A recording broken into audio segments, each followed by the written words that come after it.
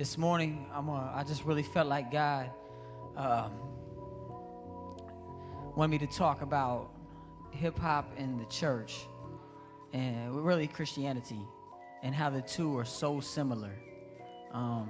Just the history of it, how it began, where it's at now, just so similar in nature. And so that's what we're going to deal with this morning. So we start out years ago in Jamaica. This little kid, he's walking around and he hears this sound outside. It's some sort of musical sound. He can hear it faint in the distance, and he walks a little bit closer to the sound, and it gets a little bit louder, and he starts to feel the ground actually shake beneath his feet, and the sound is getting even louder and louder, and he goes and he's walking and he's getting closer, and he sees a fence, and he sees some commotion beyond the fence, and he's looking through this fence, and he finds a crack just big enough, and he gets in there and he looks in, and he sees all this fun stuff going on, people partying and dancing, and the music's playing loud, and everybody's clapping and shaking their feet, and just everybody's having a good time, and he's just amazed by this positive vibe that's going on. And he's like, man, I like this, I want this, I'm feeling this. And he would go to these parties and he would check them out, and he'd have a good time. And then he moved to the Bronx, New York City, as a teenager. And so he would buy these huge speakers, like way bigger than this speaker, just these enormous speakers, and he would buy some turntables, and he would stack up on records and 45s and LPs and all that, and he would play this music, and they would have these block parties. And he would have these block parties, and all the teenagers from the neighborhood would come out, and they would dance, and they'd just be chilling, having a good time, showing off new moves, and just smiling, and there was unity going on the block, and it was just a lot of positive vibes going on. And then he noticed something. He was throwing one of these parties, and he noticed that there was a certain part of the song when the people just went crazy.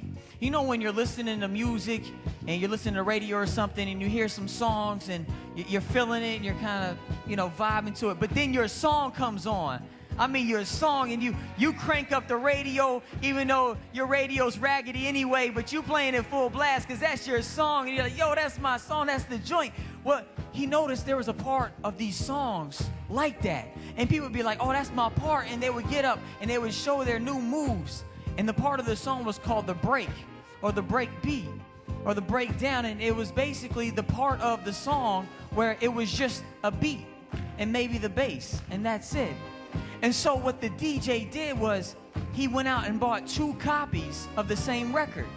And so he would play the break on one record, which was about 10 seconds long, but then he would go over to the next record and play that same break over. And so now that part of the song that was fly real fresh, instead of being just a few seconds long, the DJ can make it as long as he wanted.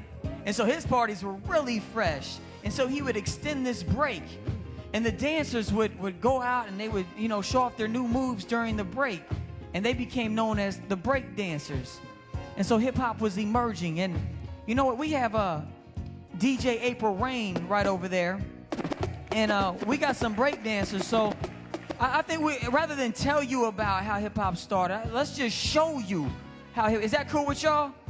All right, cool. So DJ April Rain is going to show us how to extend the break, and she's gonna get down in that way. Yeah.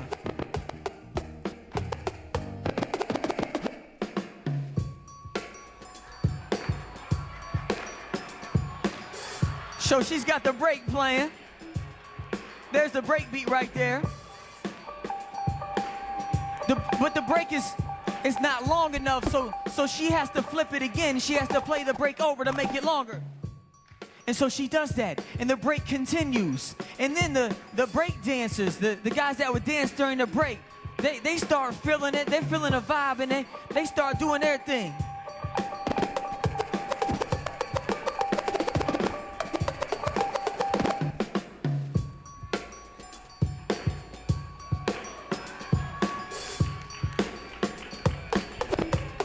But you know, his boy got to show him up. You know, got to show him something.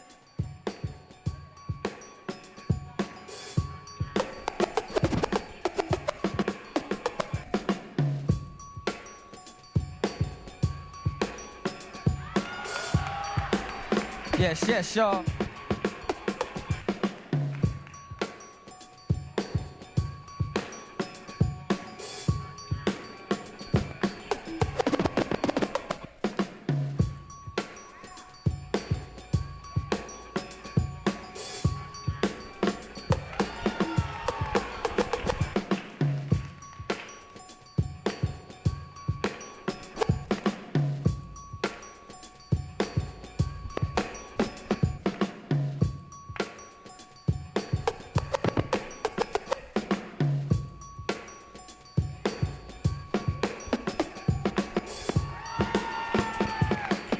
Don't try that at home, please. Don't try that at home.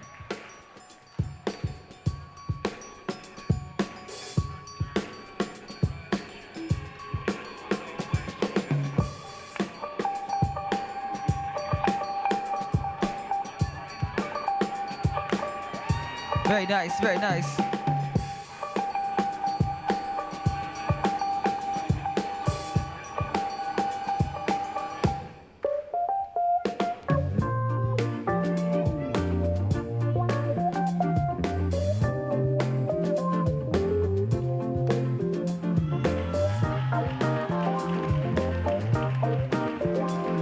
I don't know how he does it.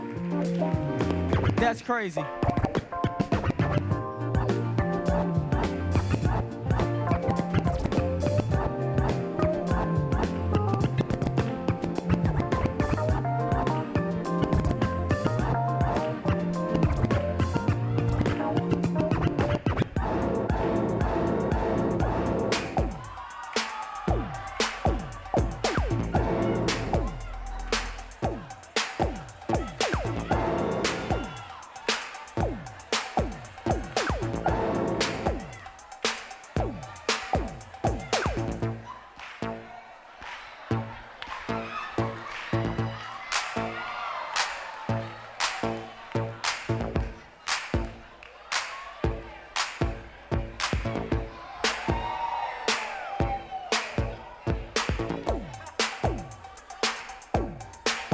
Yeah, that's the windmill right there, y'all.